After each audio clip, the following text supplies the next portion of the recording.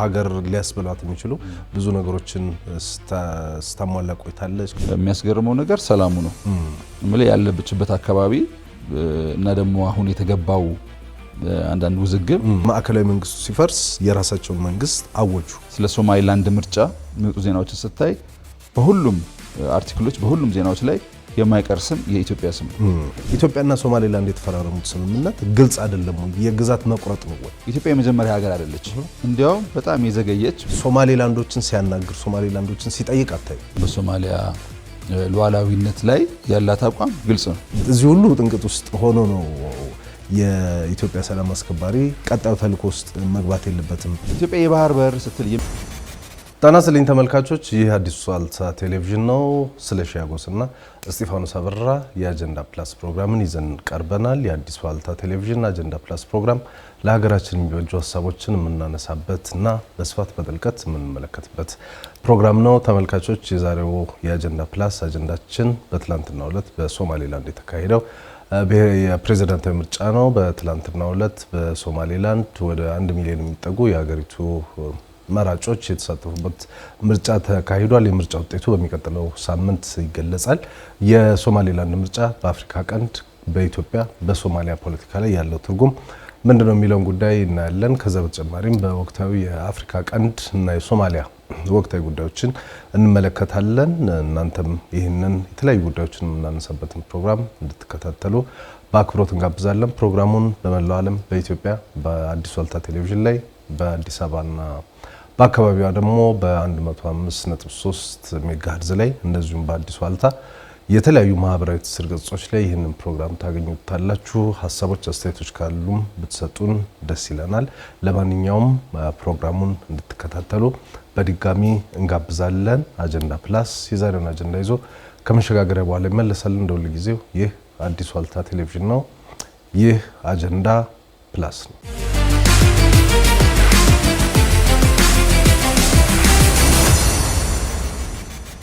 ተመልሰናል ተመልካቾች። በአዲሱ ዋልታ ቴሌቪዥን በአዲሱ ዋልታ ኤፍኤም እንደዚሁም በአዲሱ ዋልታ የተለያዩ ማህበራዊ ትስስር ገጾች ላይ የአዲሱ ዋልታን አጀንዳ ፕላስ እየተከታተላችሁ ትገኛላችሁ። የዛሬው ቆይታችን በዋናነት ትኩረቱ የሶማሌላንድ ምርጫና እንደዚሁም በአፍሪካ ቀንድ የሚታዩ አዳዲስ ጉዳዮችን ለመዳሰስ እንሞክራለን። በድጋሚ አብራችሁ እንድትቆዩ እኔም ስለሽም በአክብሮት እንጋብዛለን። ስለሽ እንዴት ነህ? እንዴት ነው እስጢፋለን? ሁሉ ሰላም ክብሩ ይስፋልን። ተመልሰናል ወደ ተመልካቾቻችን በሌላ የአጀንዳ ፕላስ ፕሮግራም። ዛሬ ዋነኛ ትኩረታችን እንዳልነው የሶማሌላንድ ምርጫ ነውና ትላንትና ነበረ ምርጫው የሶማሌላንድ። እንዴት ነበረ? ምን ተባለ? ምን መገናኛ ብዙሃን ላይ ምን ተመለከትክ? አዎ ትላንትና ምርጫው ተካሂዷል። አሁን በዚህ ሰዓት ቆጠራው እየተካሄደ ነው። ምናልባትም ተጠናቅቆ ይሆናል ቆጠራው። ዋናው ነገር እኔ ከምርጫው ደስ ያለኝ በሰላም መጠናቀቁ ነው። በሚገርም ሰላም ነው ምርጫው የተጠናቀቀው። ወደ 1 ሚሊዮን መራጮች እንዳልከው ወደ 2000 አካባቢ የምርጫ ጣቢያዎች ውስጥ ሄደው በነቂስ ወጥቶ ሰው መርጧል። ኮሽ ያለ ነገር የለም።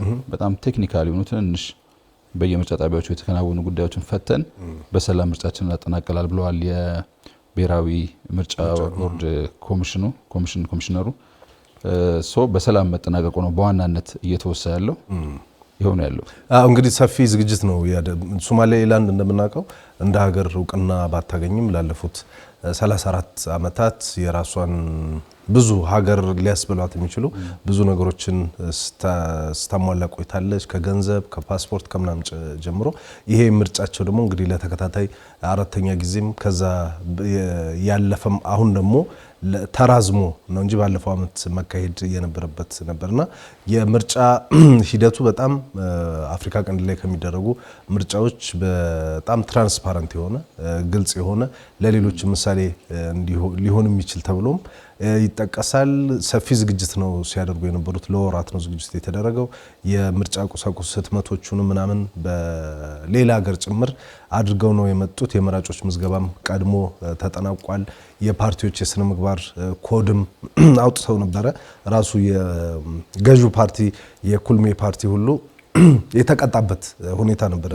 በቀደም ቅስቀሳ ካለ ጊዜው ጀምሮ ምናምን የሚልና ተቋሚዎችንም እንደዚሁና በጣም ፌር የሆነ ምርጫ ስታካሂድ ነው አሁን እዚህ ጋር እየደረሱትና ሰላማዊ ለመሆኑ አንደኛው የምርጫው ዝግጅት የረዳቸው ይመስለኛል። የውጭ ታዛቢዎች የኢጋድ ታዛቢዎች ነበሩ፣ የአፍሪካ ህብረት ታዛቢዎች ነበሩ፣ ከአውሮፓ ህብረት የሚመጡ ታዛቢዎች ነበሩ። ብዙ መገናኛ ብዙሃንም ለሶማሌላንድ ምርጫ ሽፋን ሰጥተውታል። እንዳልከው ህዝቡም በሀርጌሳም እንደ ቦርማን በመሳሰሉ ትልልቅ የሶማሌላንድ ከተሞች እንደዚሁም በወደብ ከተማ በርበራም በነቂስ ወጥቶ ነበረ ምርጫ ሲያካሂድ የነበረውና ቅድም የጠቃቀስናቸው ነገሮች እንዳሉ ሁሉ ይሄ ፓስፖርት ምናምን የሚለው ነገር በተለይ የዚህ ምርጫ ተከታታይ ምርጫ ማድረጓም አንደኛ ለሶማሌላንድ ጥንካሬ ተደርጎ ሊነገርላት የሚችል ይመስለኛል።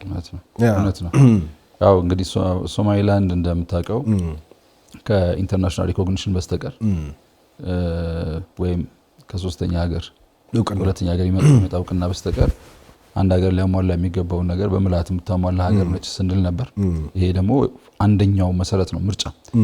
የሚያካሂዱት ምርጫ ደግሞ አካባቢው ላይ ሊጠቀስ የሚችል ምርጫ ነው። እንዳልከው ፍትሃዊ በጣም ፍትሃዊ ለመሆን ይሞክራሉ። ፍትሃዊነቱን በኋላ የሶማሌላንድ ህዝብ የሚመሰክረው ቢሆንም የዚህኛው ምርጫ እንዲሁ በጣም በሰላምና በፍትሃዊነት እየሄደ እንደነበረ ነው መረጃዎች የሚያሳዩት። በጣም ግን በጣም የሚያስገርመው ነገር ሰላሙ ነው።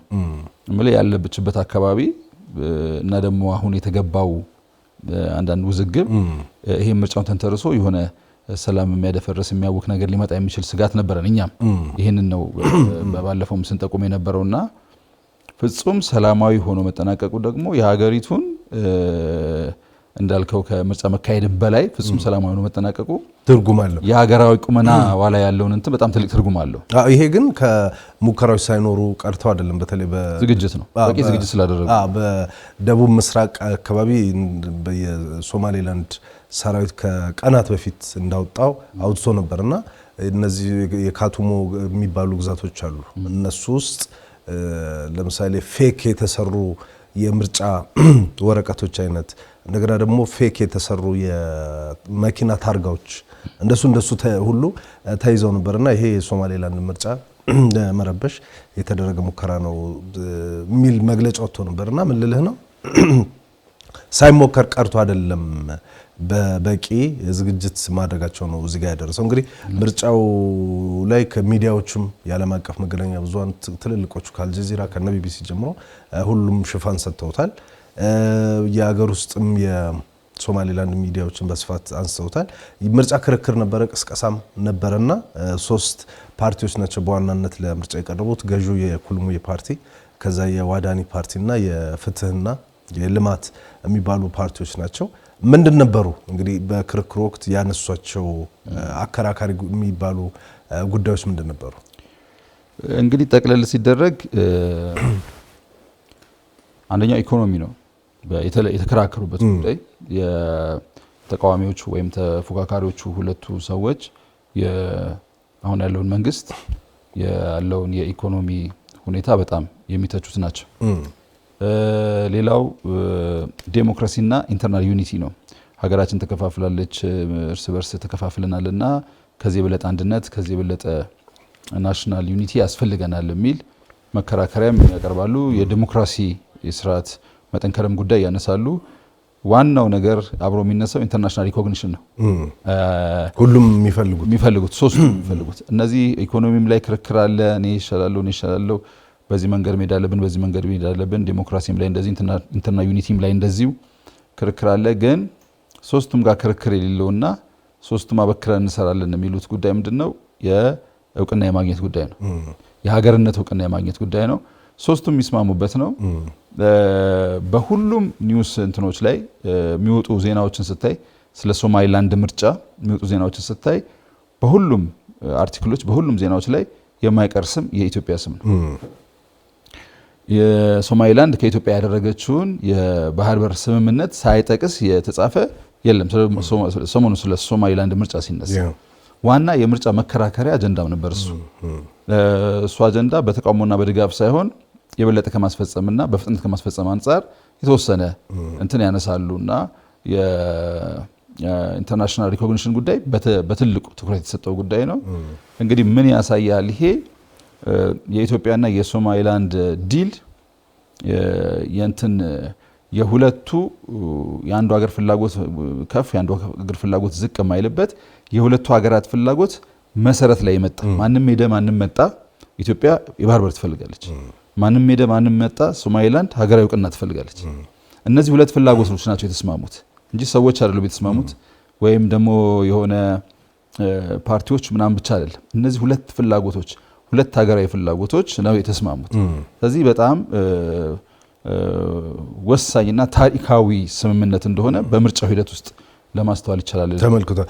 በቀደም በሚኔሶታ የሚገኝ የሶማሊላንድ ኮሚኒቲ ቴሌቪዥን ላይ አንድ ክርክር አይነት ነገር ቀርቦ ነበር። የሁለቱ ያው በሶማሌም ይሁን በኢትዮጵያ ፖለቲካ ውስጥ ዲያስፖራው የራሱ ተጽዕኖ አለውና አሁን ካልከው ነገር አንጻር ሶማሌላንድ እየጠየቀች ያለችው እና የታሪካዊ ሌሎች ምሳሌዎችን አምጥተው በተለይ ገዢው ፓርቲ ተወካዮች ሀሳብ ሲሰጡ ነበርና አንደኛው ምንድነው አሁን ሶማሌላንድ እየጠየቀች ያለችው የሀገርነት እውቅና ሳይሆን ባለፈውም ከዚህ በፊትም እዚህ ፕሮግራም ላይ ያነሳነው ይመስለኛል የነበረንን ምክንያቱም የሶማሌላንድን ታሪክ ወደ ኋላ ሄዶ ለማየት ከሌላው ከተቀረው የሶማሌ ክፍል ተለይታ በእንግሊዝ ነበር ቀኝ ግዛት ስትገዛ የነበረው በ1960 ነፃ ወጣች። ለ5 ቀን በነፃነት ቆየች። ከዛ በኋላ ከሶማሌ ጋር ውህደት ፈጠረች።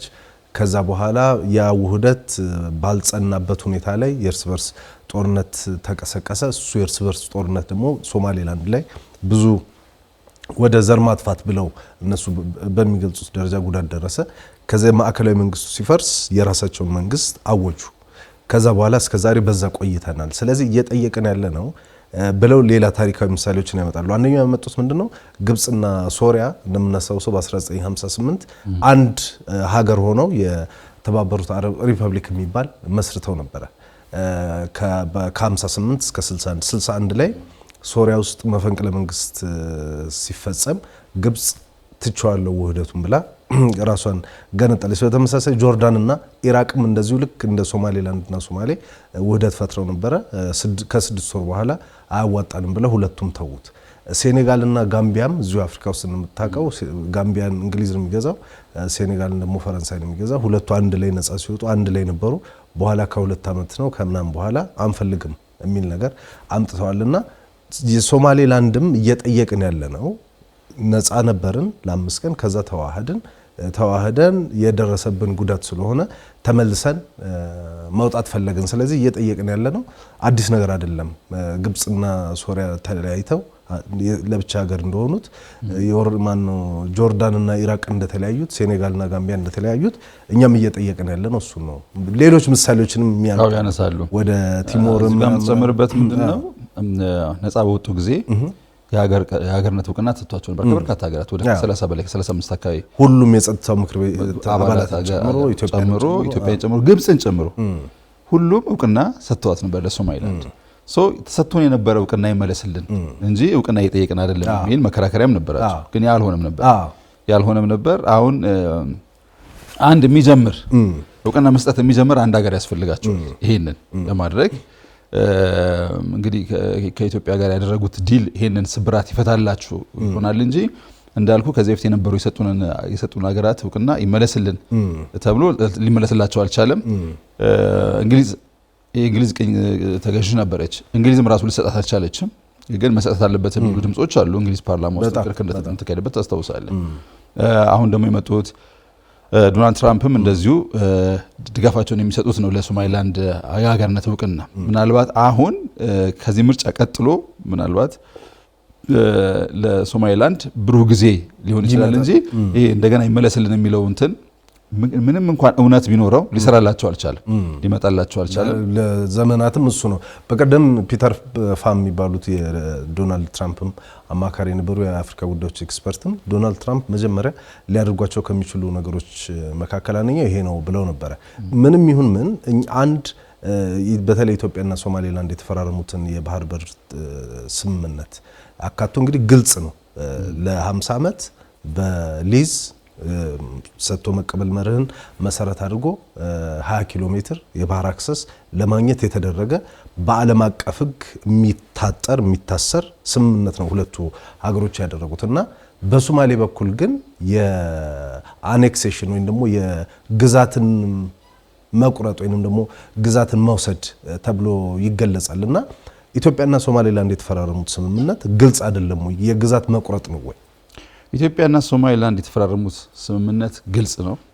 ሶማሌላንድ እንደዚህ አይነት ኢንተርናሽናል ስምምነቶች ስታደርግ ከኢትዮጵያ ጋር የመጀመሪያዋ አይደለም።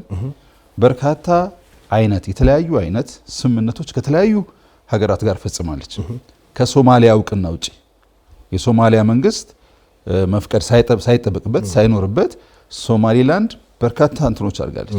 የበርበራንም ወደ በስምምነት አንደኛ አዝም በሶማሌላንድ ላይ ሶማሌ መንግስት ለምሳሌ የቅርቡን እንኳን ብናይ ከወራት በፊት ታስተውሳለህ ሞቃዲሾ ያለው ኤምባሲም ጋርዌ ያለውም ሀርጌሳ ያለውም ኤምባሲ የኢትዮጵያ ኮንስላ እንዲዘጋ የሚል ትዕዛዝ አስተላልፎ ነበር ማዕከላዊ መንግስቱ። ሞቃዲሾ ያለው ለሊፕሲንክ ነው አሁን አልኩ ለማለት ነው እንጂ እንዳልኩ ነው። ኢትዮጵያ የመጀመሪያ ሀገር አይደለች። እንዲያውም በጣም የዘገየች ብዙም እንትን የሌላት ሀገር ነች። በርካታ ስምምነቶች ከሶማሌላንድ ጋር ተደርገዋል ከበርካታ ሀገራት ጋር። የበርበራ ወደብ የለማው እንዴት ነው? በስምምነት እኮ ነው። ሌሎች ስምምነቶች አሉ። ኢትዮጵያ የሚሆነ ፐርሰንት ሁሉ 19 አካባቢ ፐርሰንት የዛኔ ምንም ሲባል አልነበር። አዎ እንዳልኩ ከሶማሊያ እውቅና ውጪ ከሶማሌላንድ ጋር የሚደረግ ስምምነት ብዙ ነው። ቆንስላቸውን የከፈቱ ሀገራት ሶማሊያን አስፈቅደው አይደለም የከፈቱት። ሶ ይሄ ማለት አኔክሴሽን ከሆነ እንትን መሬት መውሰድ ከሆነ ይሄ ማለት የሶማሊያን አንድነት መዳፈር ከሆነ እየተነጋገሩ ያሉት ከበርካታ ከ50 በላይ ከሚበልጡ ሀገራት ጋር ነው ሶማሌዎች እየተነጋገሩ ያሉት እንጂ የሶማሊያ መንግስት ከኢትዮጵያ ጋር ብቻ አይደለም። ምክንያቱም ኢትዮጵያ ያደረገችው ስምምነት የቢዝነስ ስምምነት ነው። የቢዝነስ ስምምነት ፖለቲካል ስምምነት እንኳን አይደለም። ቢዝነስ በቃ 50 ዓመት መሬት ለዚህ ታከራኛለሽ፣ ይሄን ያክል ብር ከፍልሻለሁ፣ ይሄን ፐርሰንት ከኔ ተቋማት ትወስጃለሽ፣ ከዛ ይሄን አድርግልሻለሁ የሚል ዲል ነው እንትን ያደርገው ኦፈር ነው ያቀረብነው። እኛ የባህር በር እንፈልጋለን፣ እነሱ የሚፈልጉት ነገር አለ፣ ሰጥተን እንቀበላለን። ይሄ የቢዝነስ ዲል ነው። ይሄን ዲል ማድረግ ለሶማሊያ እንትን ሀገር ወይም ለሶማሊያ ዩኒቲ እውቅና ለመስጠት ወይም የሶማሊያን ሉዓላዊነት መዳፈር ከሆነ እንዳልኩ ንግግራቸው ከኢትዮጵያ ጋር ብቻ አይደለም መሆን ያለበት፣ ሁሉንም ነው መፈተሽ ያለባቸው።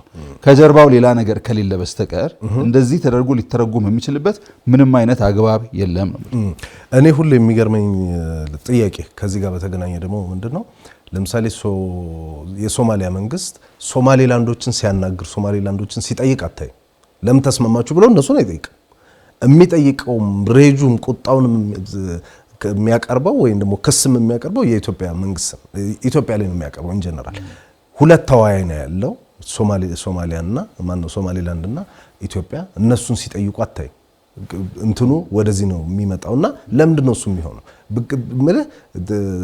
የሆነው ነገር ሰት ከሆነ በእነሱ በሶማሌ መንግስት አይን እንደውም ከኢትዮጵያም በላይ መጠየቅ ያለባት የሶማሌላንድ ነው። ከሶማሌላንድ ጋር ግን ግንኙነት የለውም። እነሱም ሲጠይቅ አታይም፣ ለነሱም ጥያቄ ሲያቀርብ አታይም። ስለዚህ ይሄ ለምንድን ነው ኢትዮጵያ ላይ ማተኮር የፈለጉት? እንዳልኩ ሌላ ነው ምንጩ ነው የምልህ። አሁን በተጨባጭ ሁኔታ የሶማሊያ መንግስት ሶማሌላንድን ሊያዝ ወይም የሶማሌላንድን መንግስት ሊያናገር ወይም ሊቆጣ ወይም በዚህ ግቡ በዚህ ውጡ ሊል የሚችልበት ቁመና ላይ አይደለም። እሱንና ላለፈው 30 ምናምን አሁን ደግሞ በተለይ እንደዚህ አይነት ውዝግብ ውስጥ ከገባ በኋላ ደግሞ ሶማሌላንድንና በሶማሊያ አሁን በሶማሊያ ፌዴሬሽን ውስጥ አሉ የሚባሉትን ክልሎች ራሱ በመላት እያናገረ ወይም እያዛ አይደለም። እንደምታውቀው ከጁ እያመለጡ ነው አብዛኞቹ ክልሎች ቀስ እያሉ ከጁ እያመለጡ ነው። ይሄ የሆነበት ምክንያትን መፍታትና ውስጣዊ አንድነትን ማበርታት የቤት ስራ ነው እንጂ ከኢትዮጵያ ጋር በመጣላት የሆነ በተጠቂነት መንፈስ ለማሰባሰብ መሞከርና የሌላ ሶስተኛ ሀገርን አጀንዳ ለማራመድ መሞከር አዝማሚያ ታያለ። ከአዲሱ በተለይም ከዚህ ከሐሰን ሼህ መንግስት ባህሪ ስትነሳ ማለት ነው። ከሶማሊያ ጥቅም ይልቅ የሌሎችን አገራት ጥቅም ኤጀንቶን የማስፈጸም ባህሪ ታያለህ እንጂ ዋናው ነገር ዋና እውነት ይታወቃል። 30 ከምናምን ዓመት ብቻ የኖረችን ሀገር ዛሬ ፓስፖርትሽን እንደዚህ አድርጊ እንትናችሁ እንደዚህ አድርጉ ቆይቷል ከጀመሩ ለአየር መንገዶች ማሳሰቢያ መስጠት ለሬሚታንስ ካምፓኒዎች ማሳሰቢያ መስጠት ምናምን ከጀመረ ቆይቷል። ይሄ ያው ለአሉ ለመባል የሚባል ነገር ነው እንጂ አክቹዋል የማዘዝ ስልጣን በሶማሌላንድ ላይ ያለው የሶማሌላንድ መንግስት ብቻ ነው። ትክክል ነው። ትላንትና እንግዲህ እንዳልከው ምርጫው በሚካሄድበት ጊዜ በዋናነት የኢኮኖሚ አከራካሪ የነበሩት ጉዳዮች ሶማሌላንድ ከአብዛኛው የሶማሌ ክፍል የተለየ ጠንካራ ኢኮኖሚ ሊባል የሚችል አላት። ከንግድ ጋር በተገናኘ ከባህር በር አገልግሎት ጋር በተገናኘ ትልቅ የንግድ እንቅስቃሴ ታደርጋለች። ኤክስፖርት የሚያደርጓቸው ብዙ ነገሮችም አሉ። የቁም እንስሳትን የከሰል ምናምን ኤክስፖርት ያደርጋሉ። በታሪክም ቀደምት የሚባሉ የእስልምና ቱሪስት መዳረሻዎች ሶማሌላንድ እንዳሏት ይታወቃል። ከዲሞክራሲ አንጻርም ቅድም እንዳልከው በጣም የተራመደች ነች። ከምርጫ ስርዓት አንጻር ከሰብአዊ መብት ከምናምን ከመንግስት ከመቀያየርም አንጻር የተሻለ ልምድ አላት። አሁን ደግሞ የመጣው የዓለም አቀፍ እውቅና ጉዳይ ነው። እሱ ብዙ ሀገራት ላይ መነጋገሪያ ሆኗል። እንግሊዝም እንዳልከው በእነ አሜሪካ በኩልም መነጋገሪያ እየሆነ ነው። አሁን ደግሞ ሶማሌላንድ የዓለም በተለይ ከኢትዮጵያ ጋር የባህር በር ስምምነቱን ከተፈራረመች በኋላ ዓለም ሁሉ አይኑን ጥሎባታል። እነ እስራኤል አይናቸውን ጥሎባታል። እነ ቻይናም እየመጡ ያሉ ይመስላል። ህንድ ምንም እየመጡ ነውና ተፈላጊነቷ ጨምሯል ሶማሌላንድ። ስለዚህ ከዚህ በኋላ በሶማሌ ምልህ የዚህ ስምምነቱ ከሌሎች ሀገሮችም ጋር እየሆነ ነው የሚመጣው። እውነት ነው። አሁን የኢትዮጵያ ፍላጎት ምንድነው? የኢትዮጵያ ፍላጎት በሶማሊያ አንድነት፣ ግዛታዊ አንድነት እና በሶማሊያ ሉዓላዊነት ላይ ያላት አቋም ግልጽ ነው። የምትጠቀመው ትልቅ ከሆነች ሰላም ካላት ውስጣዊ አንድነት ካላት ሶማሊያ ነው የምትጠቀመው ኢትዮጵያ። በሶማሌላንድና በሶማሊያ መካከል ያለውንም ልዩነት ለመፍታት የሞከረች ሀገር ናት ኢትዮጵያ። ኢቭን አዲሱ የለውጡ መንግስት ራሱ ጠቅላይ ሚኒስትር ዶክተር አብይ አህመድ ራሳቸው ሙከራ ለማድረግ ጥረዋል። አሁንም ፎርማጆን ለማነጋገር አሁንም ፍላጎቷ የሚሆነው ኢትዮጵያ መሆን ከቻለ ሶማሊያ አንድ ብትሆን፣ ካልሆነ ግን እነዚህ ሁሉ ሀገራት እየመጡ የሁሉ አይን እየታየ ሶማሌላንድ ልታለማው የሚገባ በርካታ ወደቦችና እንትኖች እያሏት ለሁሉም ነው ጥያቄ ያቀረበችው ኢትዮጵያ። የባህር በር እንፈልጋለን በቢዝነስ ዲል ብላ ለሁሉም ጥያቄ ያቀረበችው። መልስ የሰጡ ሀገራት አሉ። ከነሱ ሀገራት መካከል ሶማሌላንድ አንዷ ነች። ከሶማሌላንድ ጋር ትሰራለች። ሶማሊያም እንደዚሁ መልስ ብትሰጥና ከኢትዮጵያ ጋር ባህር በርን በማልማት አብራ ለመስራት ብትፈልግ እንደዚሁ በሩ ክፍት ነው። አልታረቃችሁም፣ አንድ አልሆናችሁምና ሊለማ የሚገባው የአካባቢው ሀብት ነው፣ የሪጅኑ ሀብት ነው። ያ ብዙ ሺህ ኪሎ ሜትር ያለው የባህር በር የሪጅኑ ሀብት ነው። ሊለማ አይገባም፣ አገልግሎት ሊሰጥ አይገባም፣ ለህዝቦች ሊጠቅም አይገባም የሚል አቋም ሊወሰድ አይችልም። ስለዚህ ምላሽ ሰጥታለች ሶማሌላንድ። በመልሱ መሰረት ለማልማት እየሰራ ነው። ይሄንን እድል ሌሎችም ሊጠቀሙበት ይችላሉ። ቴብሉ ላይ ከተቀመጠ ቆይቷል ይሄ ጥያቄ። እኛ አንድ ወደብ አንድ የባህር በር የሚበቃን ሀገር አይደለም። በጣም ሰፊ ትልቅ ሀገር ነው። ገና ብዙ ወደቦች ብዙ የባህር በሮች ያስፈልጉናል። ስለዚህ ሌሎችም ጎረቤቶቻችን ፍላጎት ካላቸው ከኢትዮጵያ ጋር ኢትዮጵያ ያላትን እየሰጠች እነሱም ያላቸውን እየሰጡ አብረን ልንሰራ እንችላለን እንጂ ይሄ ሁሉ ፍላጎት እያለ ይሄ ሁሉ ነገር እየመጣ እያለ ኢትዮጵያ ብቻ ስትፈልገው ነውር ሊሆን የሚችለው ከቀደመው ፕሮጀክት አንጻር ከታየ ብቻ ነው። ከቀደመው ኢትዮጵያን ከባህር በር የማግለል ፕሮጀክት አንጻር ከታየ ብቻ ነው። እሱን የማይፈልጉ ሀገራት በምንም ኮስት ማንም መጥቶ ይውሰድ ምናምን ስንት ሺህ 10 ሺህ ማይል አቋርጠው መጥተው ይስፈሩ ከፈለጉ፣ ኢትዮጵያ ግን ድርሽ ማለት የለባትም የሚል አቋም ያላቸው ሌሎች ሶስተኛ ሀገራት፣ ሶማሊያ ሊኖራት አይችልም እንደዚህ አይነት አቋም። ሌሎች ሶስተኛ ሀገራትን ፍላጎት ለማስፈጸም ካልሆነ በስተቀረ ምንም ሊያከራክር ሊያጨቃጭቅ የሚችል ነገር የለም። ግልጽ የሆነ ሊዝ ነው። ሊዙ ኢቭን 100 ዓመት አይደለም 90 ዓመት አይደለም፣ በጣም ሊሚት 50 ዓመት ነው። ይሄ በምንም አይነት ሁኔታ ተቃውሞ ሊገጥመው የሚገባ ዲል አይደለም ነው ማለት። ታዝበ ከሆነ ይሄን የኛም ፕሮግራም የሚከታተሉ ኮመንት የሚያደርጉን አንዳንድ ሰዎችም አንዳንድ ደግሞ ዩቲዩብ ላይ ይሄንን ፕሮግራም ተከታትለው እዛ ላይ አስተያየት የሚሰጡ ሚዲያዎች አሉ። እና እዛ ላይ ተደጋግሞ የሚነሳው ነገር አንደኛው እንዴት ትጠይቃላችሁ የባህር አክሰስ የሚባል ነውና ቅድም እንዳልከው ይሄን የሚያክል ግዙፍ ሀገር ይሄን የሚያክል እየተለወጠ ያለ ግዙፍ ሀገር እንደገና ደግሞ ኢትዮጵያን መቀየር ብቻ ሳይሆን ቀጠናውን ማስተሳሰርና ቀጠናውን የመቀየር አምቢሽን ያለው መንግስት ባለበት ሁኔታ ላይ ለምን ትጠይቃላችሁ ብሎ ነገርስ ያስኬዳሉ?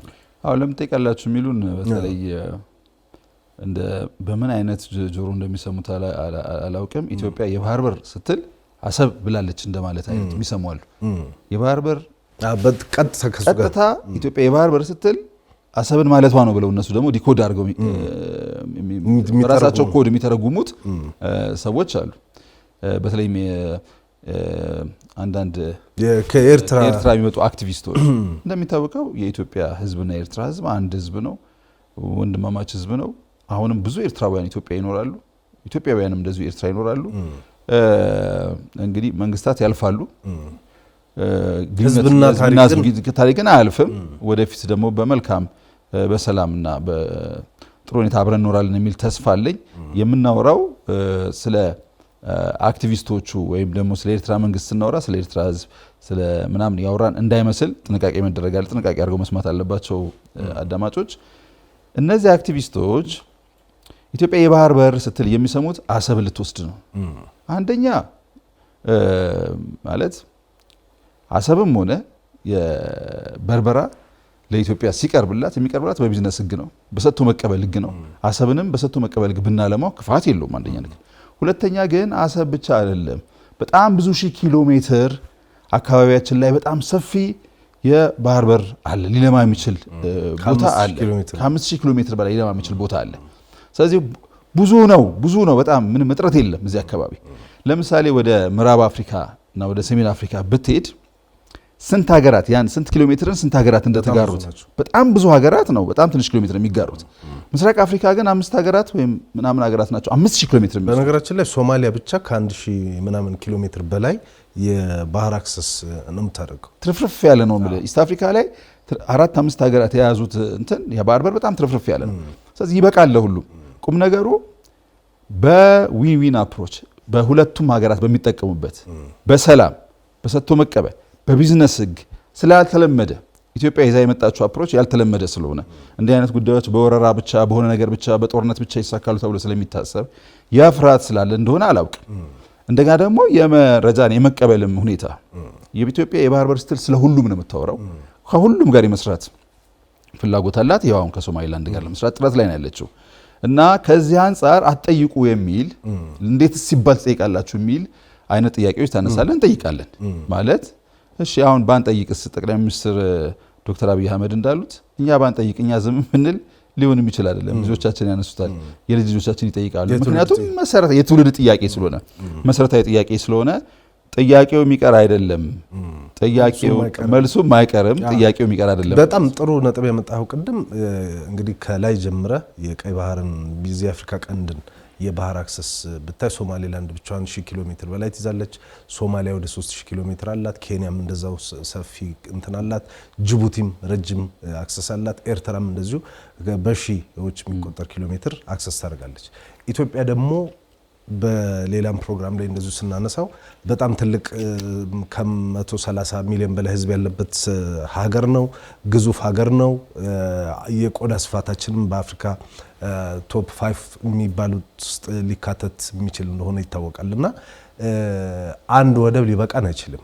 እዛ ሁመራ ላለ የሰሊጥ አርሶ አደር ከበርበራና ከዘይላ ኦር ደግሞ ከሞምባሳ ይልቅ የፖርት ሱዳን ወደብ ሊቀርበው ይችላል። የትግራይ መቀሌ እንደርታ ላለ አርሶ አደር ደግሞ ለሱ ማዳበሪያ ለማምጣት ከበርበራና ከምናምን ይልቅ በምጽዋ ልታመጣለት ይችላል። ወሎ ላለ እንትን ላለ ሰው ደግሞ መሀል ሀገር ላለ ሰው ደግሞ አሰብ ሊቀርበው ይችላል። ድሬዳዋና ምናምን እዚህ ምስራቅ ኢትዮጵያ ላለ ሰው ደግሞ በርበራ ሊቀርበው ይችላል። ጅቡቲ ሊቀርበው ይችላል። ሁሉም ሊቀርበው ይችላልና አንዳንዴ ይሄንን ኢትዮጵያ ደግሞ የምትሰጣቸው ብዙ ነገሮች አሉ ለጎረቤቶቿ። ከውሃም እንግዲህ ተፈጥሮ የሰጠንን ሼር እናደርጋለን። እንደሱማ ከሆነ በቃ ያ ተፈጥሮን የሰጠን የሚባል ነገር እኮ ከመጣኛም ተፈጥሮ የሰጠንን ነገር እኮ አጥረን ልንይዝ ነው ማለት ነው። ውሃውንም ልንይዝ ነው፣ እንትኑንም ልንይዝ ነው። እንደሱ አይደለም። ታሪካችንም ኑሯችንም እሱ ስላልሆነ የጋራ ስለሆነ አትጠይቁ የሚባልም ነገር ሊመጣ አይችልም። ይሄ ደግሞ ዓለም የሰራበት ሁሉም በዓለም ለሚሰራበት ስራ እንጂ ኢትዮጵያ ያመጣችው አዲስ ነገር ተደርጎም ሊወሰድ የሚችል አይደለም። ቅድም እንዳልከው ግን አንድ የተሳሳተ ግንዛቤ አለ።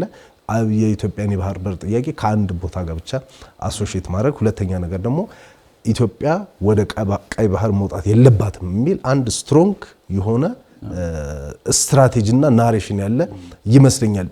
ምክንያቱ ምን እንደሆነ ባይገባኝም ኢትዮጵያ የሁለቱን ውሃዎች ከያዘች አቅሟ፣ ኃያልነቷ፣ ግዝፈቷ ይጨምራል ከሚል ስጋት ግን ይመስለኛል ኢትዮጵያ ወደ ቀይ ባህር እንዳትወጣ የሚደረገውና ከዚህ ጀርባ ደግሞ ያሉ ሀገሮች ይታወቃሉ። ሶ እነሱ ላይ ምን አይነት ስትራቴጂ ነው መከተል ያለብን? ይህንን የኢትዮጵያን አካሄድ ለማደናቀፍ ኢቭን የኢትዮጵያን ፍላጎት እንዳይሳካ ሶማሌላንድ ውስጥ ልጃቸውን ለማስገባት ሲሞክሩ ስለምናይ ማለት ነው። እንዳልኩ እውነት ነው። እኛ እሱ ላይ በጣም ጥንቃቄ ማድረግ አለብን። እነዚህ ኢትዮጵያን ከቀይ ባህር ወይም ከባህር በር ሲገፉ እንዲሁ በቀላሉ በአንድ አመት ዲል ምናምን አይደለም። እንዳልኩ ነው። ተዋግተውናል። 30 አመት ተዋግተውናል። ሌላ አፍሪካ ሀገር በ30 ቀን ሊያደርጉት የሚችሉትን ነገር እኛ ጋር አልቻሉ። ስለዚህ ወደ 30 አመት ተዋግተውናል። ብዙ ዋጋ ከፍለዋል። በጽናት ቆመዋል ኢትዮጵያን ለመግፋት። ከዛ በኋላ ነው ይሳካላቸው። አሁን ሌላ 30 አመት 30 ከምናምን አመት ያለ ባህር በር ቆይተናል። አሁን ወደ ባህር በር ለመመለስ በተገፋንበት መንገድ ባንሄድም እንኳን ከባህር በር እንድንሸሽ በተደረግንበት የጦርነት መንገድ የምናምን መንገድ ባንሄድ እንኳን የገፉንን ሰዎች የገፉንን ኃይሎች ያክል ጽናት ግን ያስፈልገናል። እንዳልኩ አሁን ታያለ አንዳንድ ቦታዎች ላይ ይሄው ምን ዲሉ ከተከናወነ እኮ 8 ወር 9 ወር አለፈው የታለ የባህር በሩ ምናምን አይነት እንትኖች ታያለ። ቀላል አይደለም። የረጅም ዓመታት ፕሮጀክት የትውልድ ፕሮጀክት ነው መሆን ያለበት። የሆነው ትውልድ የሆነ ደረጃ ሊያስኬድ ይችላል። ቀጣዩ ትውልድ ተቀብሎ ከዛ እንትኑን ሰንደቁን ከቆመበት አንስቶ ደግሞ ወደፊት መቀጠል አለበት እና ጽናት ያለው ስትራቴጂ ነድፎ እነዚህን ኃይሎች መታገል ያስፈልጋል። ቀላል አይደለም። ለመመለስ የምታደርገው ጥረት አይታል ስንት እንትን ዘለቀ አይታል። ይሄ ሁሉ አይን፣ ይሄ ሁሉ ጽሁፍ፣ ይሄ ሁሉ ነገር ከቀደመው ፕሮጀክት የተራዘመ ጉዳይ አድርጌ ነው የሚወስደውና ከነሱ ጋር የሚስተካከል ጽናት ያስፈልጋል። ከነሱ ጋር የሚስተካከል ዩኒቲ ያስፈልጋል። በዚህ ጉዳይ ላይ ቢያንስ የጋራ መግባባትና አንድነት ያስፈልጋል። የባህር በር ያስፈልገናል ብለው ስንት ነገር ሲያደርጉ የነበሩ ባለፈው መንግስት ተቃዋሚዎች ሳይቀር አሁን ኮንፊውዥን ውስጥ ገብተው ሳይ እኔ እፈራለሁ፣ እሰጋለሁ። ይገርማል። በጣም የሚገርም ስንት እኮ ፔቲሽን ተፈርሞ ተባበሩት መንግስታት ተኪዶ አደባባይ ሰልፍ ተወጥቶበት መጽሐፍ ተጽፎበት ምናምን ስንት ኢሹ መንግስት አጀንዳ አድርጎ እንዲይዘው ቢያንስ አጀንዳ አድርጎ እንዲይዘው ቢያንስ ያስፈልገናል ብሎ እንዲያምን ሲሰሩ የነበሩ እንኳን ዛሬ ገረሽ ሲሉ ስታይ ይሄ ጽናታችንን ኮሽን ታደርጋል። አሁን ቢያንስ መንግስት ይዞታል ጉዳዩ የተወሰነ እርምጃ እየተራመደ ነው። ስለዚህ ሁላችንም የዓላማ አንድነት ኖሮን ሁላችንም በጽናት ቆመን አንድ ብሔራዊ ጉዳያችን ማድረግ አለብን። እኔ አሁን ከሶማሌላንድ ምርጫ የቀናውት ነገር የሚከራከሩባቸው ኢሹዎች እና ሶስቱም ተፎካካሪዎች የሚስማሙበትን ጉዳይ ስታይ ለይተዋል። እንትን የሚሉበት የሚከራከሩበት የሚፋጩበትን የልዩነት ሀሳብና በጋራ የሚቆሙበትን ናሽናል ኢንትረስት ጉዳይ ለይተዋል። እኛ ሀገር ግን መቼም እንደሱ ለይተዋል። እኔ ቀናውም ነው ማለት እንደሱ አይነት ተቋሚዎች አይነት ነው መኖር ያለበት። የምትከራከርበት የፖሊሲ የኢኮኖሚ የምናምን የዲሞክራሲ የፍትህ ጉዳይ ምናምን ኖሮ ግን የማትለያየበት ሁሉም በአንድ ላይ የሚቆምበት ናሽናል ኢንትረስት መኖር አለበት እና ይሄ የባህር በር ጉዳይ ደግሞ አንድ ናሽናል ኢንትረስታችን ስለሆነ ሁላችንም ባንድ ላይ ልንቆምና በጽናት ልንሰራበት ከቻለን እንዳልኩ ከነዛን ሀገራት መቋቋም አላማችን ቀላል ነው። አሁን ያልከው ነጥብ ላይ በቀደም እንግዲህ የዋዳኒ ፓርቲ ምንድነው ፕሬዝዳንታዊ እጩ ኤሮ ሲያነሱ የነበረው ነገር አለና ለምሳሌ የሙሴ ቢሂ መንግስት ከኢትዮጵያ ጋር የባህር በር የተቋሚ መሪ ናቸው። የሙሴ ቢሂ መንግስት ከኢትዮጵያ ጋር የተፈራረመውን ስምምነት እንደግፋለን፣ ትክክለኛ ውሳኔ ነው የወሰነው ሲሉ ተደምጧልና አንድ ጥሩ ነገር አይናችንን ገልጠናል። መተፋፈሩ ቆሟል። ከዚህ በኋላ ስለ ባህር በር መጠየቅ ስለ ማንሳት የሚያስነውር እንዴት የሚያስብል ነገር ሳይሆን መንግስትም እንደ መንግስት የያዘው አጀንዳ ስለሆነ ተጠናክሮ የሚቀጥል ይመስለኛል። መንግስትም በራሱ በኩል የሚሄድባቸው ጉዳዮች አሉ። ግን ይሄ አጀንዳ የትውልድ አጀንዳ ነው፣ የእያንዳንዳችን የልጆችም አጀንዳ ስለሆነ የኪነ ጥበብ ሰው በአርቱ የሚዲያው ሰው በሚዲያው የፐብሊክ ተጽዕኖ የሚፈጥሩ ሰዎች በዛ ደረጃ ማድረግ አለባቸው። መንግስትም ሁሉም አካል በዚህ ረገድ መስራት አለበት ተብሎ ይታሰባል። ለማንኛውም ግን የሶማሌላንድ ምርጫ በዚህ መልኩ በትላንትናው ዕለት ተከናውኗል። በጣም ሰላማዊ በሆነ መንገድ ብዙ ውጤቱ በሚቀጥለው ሮብ ነው ይገለጻል ተብሎ የሚታሰበው። በሚቀጥለው ሐሙስ ከአንድ ቀን በኋላ ደግሞ በፍርድ ቤት ቀርቦ ይጸድቃል። ከዛ ቀጣዩ ፕሬዝዳንት ይታወቃል ማለት ነው። በዚህ ሳምንት ሌላው ከሶማሌ ተመልካቾች የምትከታተሉት አዲስ ዋልታ ቴሌቪዥን ነው። ፕሮግራሙ አጀንዳ ፕላስ ነው። እስጢፋኖስ አበራና ስለሺ አጎስና አብረናችሁ ያለነው የምስራቅ አፍሪካ አዳዲስ ጉዳዮችን እያነሳን ነው። እንግዲህ እንዳልኩት በዚህ ሳምንት የነበረው የሶማሊያ ራሱ ትርምስ ውስጥ ነች። ሀሰን ሼክ መሐሙድ እና መንግስታቸው ባለፉት ሳምንታት ከነበረበት በጣም ከፍ እያለ መጥቶ አሁን ደግሞ በጣም ክላይማክስ የሚባል ላይ እየደረሰ ይመስላል። ሁለት ጉዳዮች ናቸው ክልሎቹን ከፌዴራል መንግስቱ ጋር እያጋጩ ያሉት። አንደኛው የምርጫ ስርዓት ማሻሻላቸው ነው። ከዛ በፊት ህገ መንግስት አሻሻሉ ክልሎቹ ሳይስማሙ። እሱን ተከትሎ የፑንትላንድ አስተዳደር ከዚህ በኋላ የሶማሌ መንግስትን አላቅም ፕሬዝዳንቱንም አላቅም ብሎ የራሱን ተገንጥያለው ህገ መንግስት ወደ ቦታው እስኪመለስ የሚል ነገር አምጥቷል። እሱን ተከትሎ ደግሞ የሶማሊያ የምርጫ ስርዓት የማሻሻል ውሳኔ ያሳለፉ። እሱን ተከትሎም ብዙ ክልሎች ውሳኔውን ተቃወሙ። የኢትዮጵያ ጦር ይውጣ የሚለውንም ነገር ተቃወሙ። በቀደም የምርጫ ህጉ አዲሱ የምርጫ ስርዓት በፓርላማ ከጸደቀ በኋላ የጁባላንድ አስተዳደር ውሳኔ ወስኗል። ከዚህ በኋላ ከማዕከላዊ መንግስት ጋር ያለኝ ግንኙነት ተቋርጧል። የፌዴራል ፓርላማ ውስጥ የነበሩ የጁባላንድ ተወካዮችም ወደ ኪስማዮ እንዲመጡ አዟል። ሁሉም ወደዛ ተመልሰዋል። ግንኙነታችን ቆሟል የሚል ውሳኔ ያሳልፏል። ሀሰን ሼክ በጉልበትም ቢሆን አንበረክካለው ማዴቦ ማንደው የጁባላንድ ፕሬዝዳንትን ማዴቦን ከስልጣን አነሳለሁ የሚል ነገር አንስተዋል። አሁን ደግሞ የዚህ አፍሪካ ህብረት ተልእኮም እየተጠናቀቀ ባለበት ሁኔታ ላይ የጁባላንድ አስተዳደር ራሴ ነኝ የጸጥታውን ከዚህ በኋላ የምቆጣጠረው ብሎ የኪስማዮን ኤርፖርት ጨምሮ አንዳንድ ስትራቴጂክ ቦታዎችን የመያዝ እንቅስቃሴ እያደረገ ነውና ቀደም ስንል ነበረ ሶማሊያ 6 ክልሎች አሉኝ ብለው ነው ፕሬዝዳንቱ የሚያስቡት። አሁን በዚህ ሰዓት ሶማሌላንድን ጨምሮ ማለት ነው። አሁን በዚህ ሰዓት ከሂራን ሸበሌ ውጪ እና የተወሰነው የጋልማዱግ ክፍል ውጪ አብዛኛው ከፕሬዝዳንቱ ጋር አይደለም። ስለዚህ የማን የሀሰን ሼክ ከዚህ በኋላ እዚህ ሁሉ ጥንቅጥ ውስጥ ሆኖ ነው የኢትዮጵያ ሰላም አስከባሪ ከቀጣዩ ተልእኮ ውስጥ መግባት የለበትም የሚል ውሳኔ ሲያሳልፉ የምትሰማውና ምን ይመስላል የሶማሊያ አጠቃላይ ወቅታዊ ፖለቲካ ትርምሱ፣ የፕሬዝዳንቱ ውሳኔ፣ የክልሎቹ ተቃውሞ? እንዳልኩ ነው። ባለፈውም ተወያይተንበት ምን ሊሆን ይችላል የሚል ሲናሪዎችን አስቀምጠን ነበረ። ሀሰን ሼክ የሄዱበት ያሉትን መንገድ ትተው ሶማሊያ ላይ ማተኮር ካልቻሉ የፌዴሬሽኑ ሜምበር እንትኖችን ድምጽ መስማት ካልቻሉ እና ሪል የሆነ የሶማሊያን ኢንትረስት ብቻ አተኩሮ መስራት ካልቻሉ ነገሮች እየተባባሱ እንደሚሄዱ ያሉትም በእጃቸው ያሉትም የፌዴራሉ ክልል ፌዴሬሽኑ ውስጥ አባል የሆኑ ክልሎች ቀስ እያሉ እየለቀቁ ሊወጡ እንደሚችሉ ወይም ልዩነቱ ሊከር እንደሚችል ተናግረን ነበር። እየሆነ ያለው ይሄ ነው። አሁንም መፍትሄው ቀላል ነው እንደተባለው በሶማሊያ ላይ ማተኮር ሌሎች በቀጥታ ሶማሊያን የማይመለከታት ችግር ውስጥ ሶማሊያን ለመክተት እነ ግብጽን መጋበዝ እዛ ሄዶ ወታደራዊ ስምምነት ነው እዚህ ሄዶ ወታደራዊ ስምምነት ነው እዛ ሄዶ የሆነ ነገር ስምምነት ነውና እነዚህ ጉዳዮች ላይ ከማተኮር ይልቅ በሶማሊያ ኢንትረስት ላይ ቢያተኩሩ የተሻለ ነው። እሱን አድርገው ከክልሎቹ ጋር ቢስማሙ የተሻለ ነው። ገና ይቀጥላል። እንደዚህ ከሆነ ክርክሩም ውይይቱም ይቀጥላል።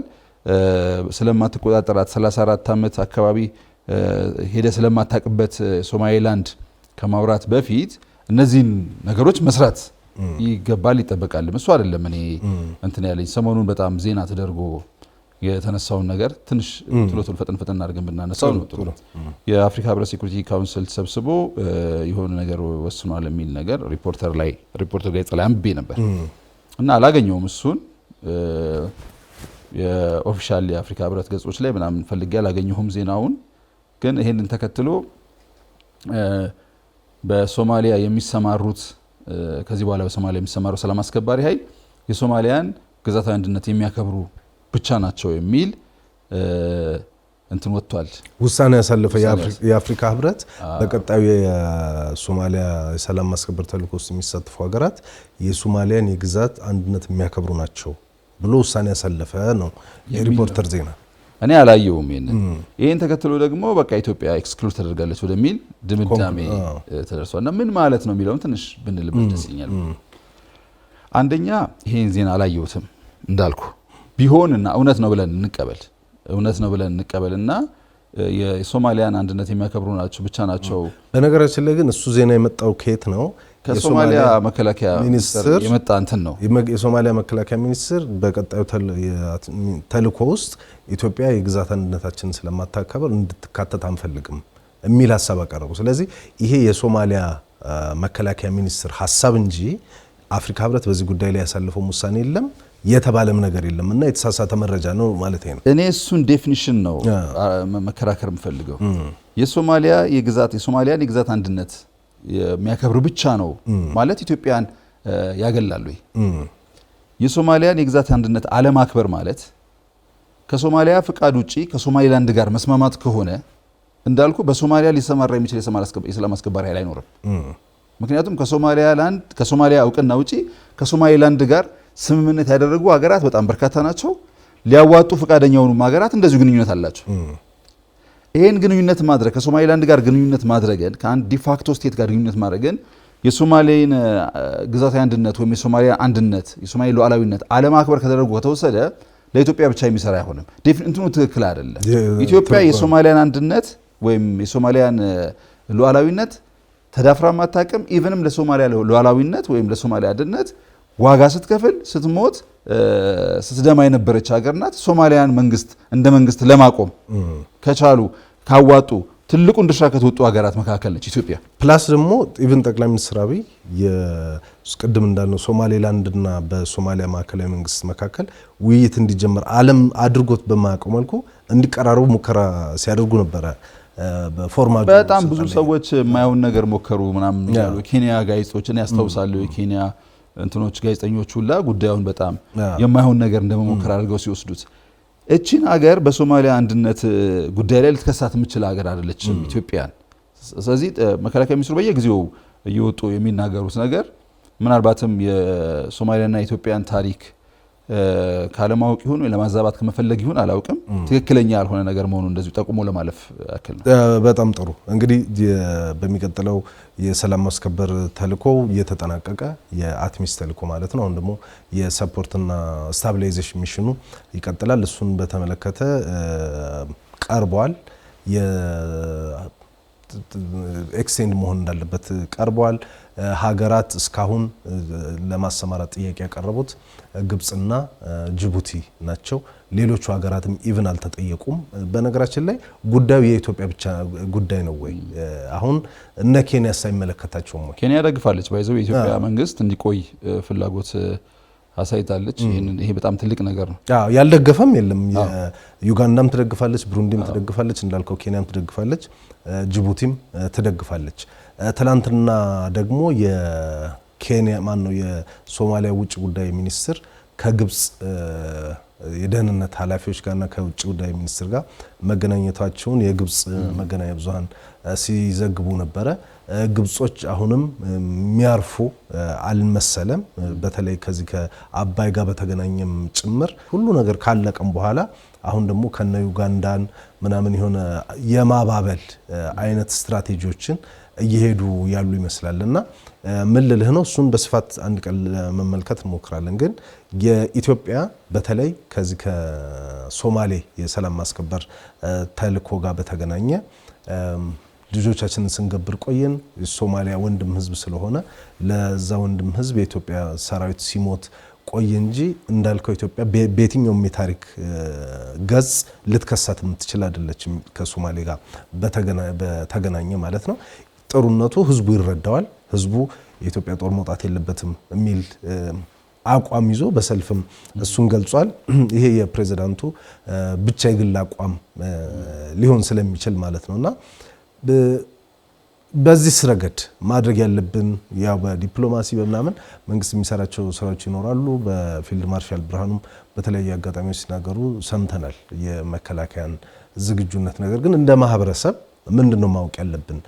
ውዥንብሮች ይመጣሉ። እንደዚህ ሊባል ነው። ቅድም እንዳልከው መገናኛ ብዙሃን ሳይቀሩ ኢንቴንሽናል የሚሆን አውቀው የሚሆን ሳያውቁ እንዲህ አይነት የኢንፎርሜሽን ጋርቤጆችን እንትን የማድረግ ነገር ስላለ ምንድነው መጠንቀቅ ያለብን እንደ ሶሳይቲ?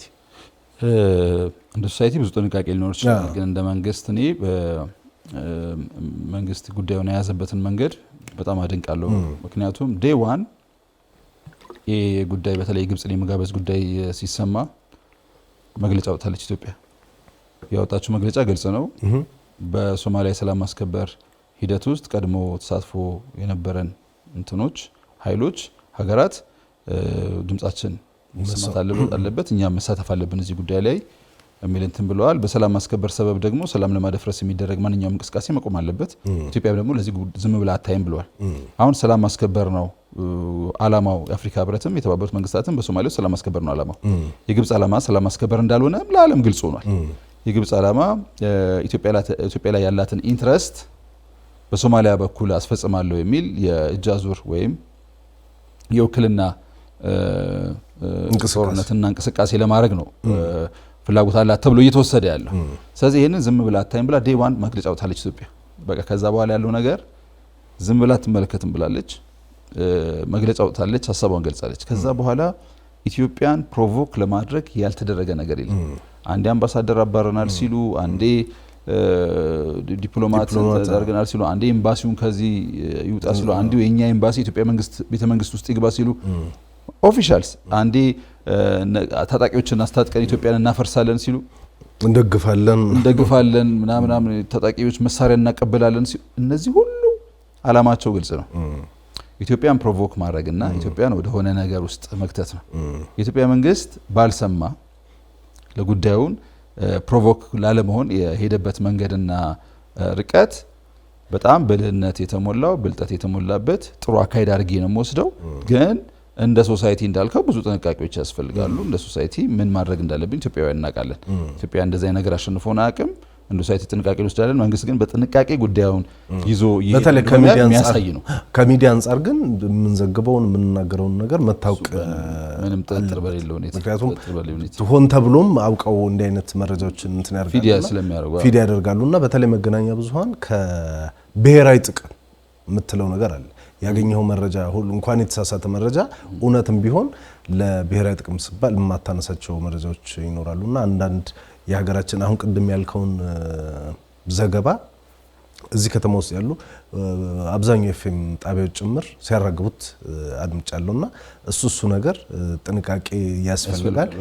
በተለይ ከመገናኛ ብዙሃንና ብሔራዊ ጥቅም ከማክበር ጋር ከነዚህ ጋር ትኩረት መስጠት ያለባቸው ይመስለኛል።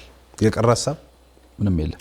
ተመልካቾች ተከታተሉ የቆያችሁት አዲስ ዋልታ ቴሌቪዥን ላይ የአጀንዳ ፕላስ ፕሮግራም ነው። ፕሮግራሙን እስጢፋኖስ አበራና ስለሺ አጎስ ነበር ይዘንላችሁ የቀረብነው። የተነጋገርነው በሶማሌላንድ ምርጫና በአፍሪካ ቀንድ አዳዲስ ጉዳዮች ላይ ነው።